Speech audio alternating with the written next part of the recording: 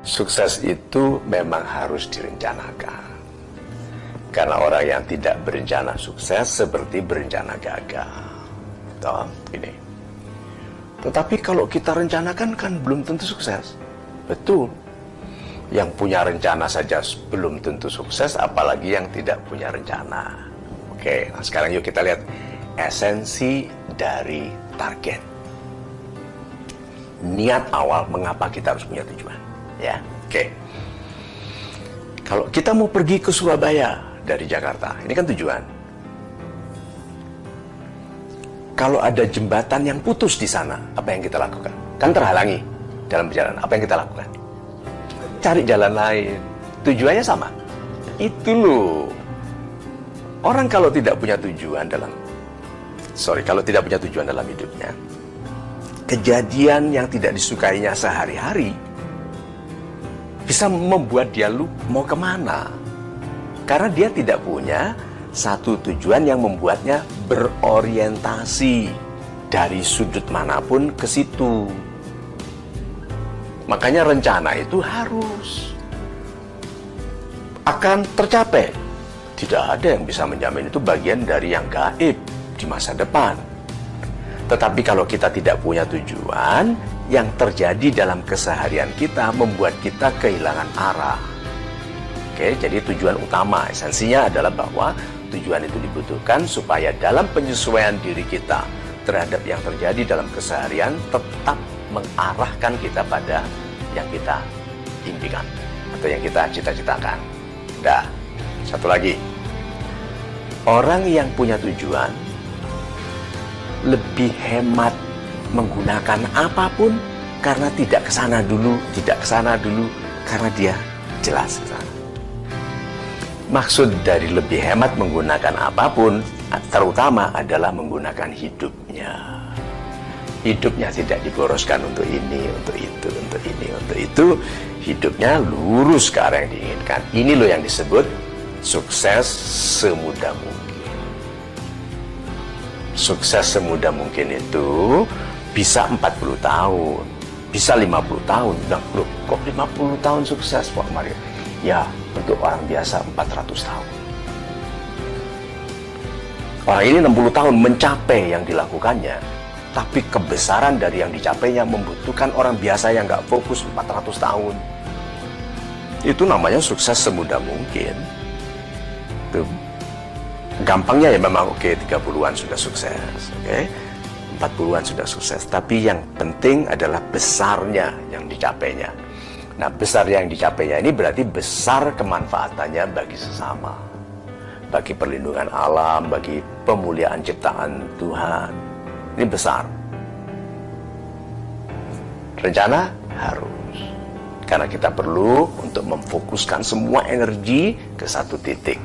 Terus begini, bagaimana kalau salah? Kita salah tujuan, salah target. Kita harus percaya pada konsep kasih sayang Tuhan.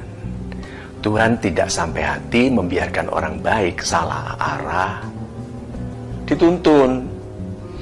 Mencoba ke sana ketemu penasehat, mencoba ke sana ketemu kekasih palsu, mencoba ke sana gagal pernikahannya. Itu sehingga dia bilang, oh iya ya, seharusnya aku ke sana. Ternyata dia lihat, oh my God, ini mungkin yang dikatakan orang bahwa kadang-kadang sukses itu comes from the misstep. Kadang-kadang sukses itu terjadi karena salah langkah ke arah yang tepat. Apa artinya? Salah langkah ke arah yang tepat. Salah langkah karena itu bukan maksudnya. Ke arah yang tepat, arah yang dimaksudkan Tuhan baginya. Salah langkah karena maksud dia mau ke sana. Tapi karena dia disayangi sekali oleh Tuhan, disalahkan. Misstep. Jadi jangan kecil hati kalau salah langkah. Kalau selama niatnya baik, kesalahan dalam tujuan yang baik tetap lebih baik daripada berhasil mencuri, berhasil korupsi, berhasil menjabat untuk korupsi. Nah, jadi apakah harus ada rencana untuk sukses? Ya, harus. Soal rencananya bisa tercapai atau tidak, tapi yang pertama kali, the best plan is you. Kan you are your best plan. Jadi rencananya apa? Aku bergantung pada diriku.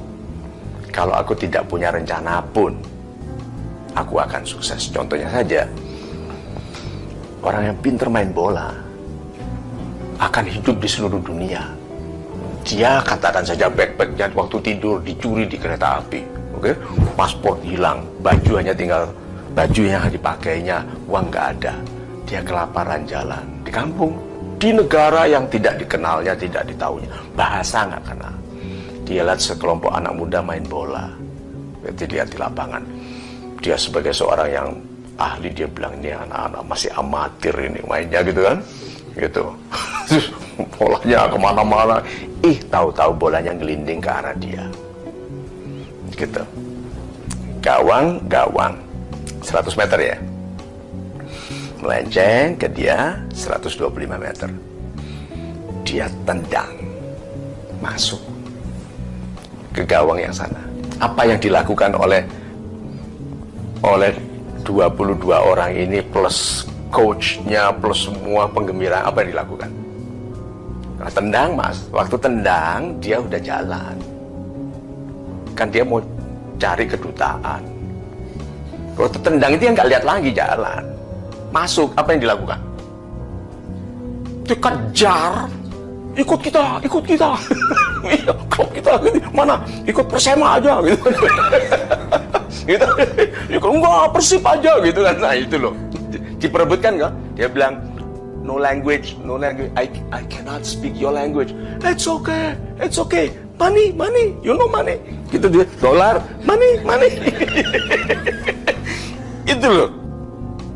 Berarti anak muda itu harus betul-betul punya kemampuan yang dihargai orang dimanapun dia berada. Coba bayangkan, kalau katakan kemampuan itu bisa dihargai sekali di Magelang, ya hebat sekali di sana, di Mojokerto, atau dia memang mau mendirikan K-pop, band K-pop Kediri,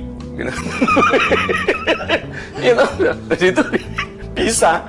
Dan jadi kalau gitu, sukses harus direncanakan, dan rencana terbaiknya adalah kualitas pribadi Anda.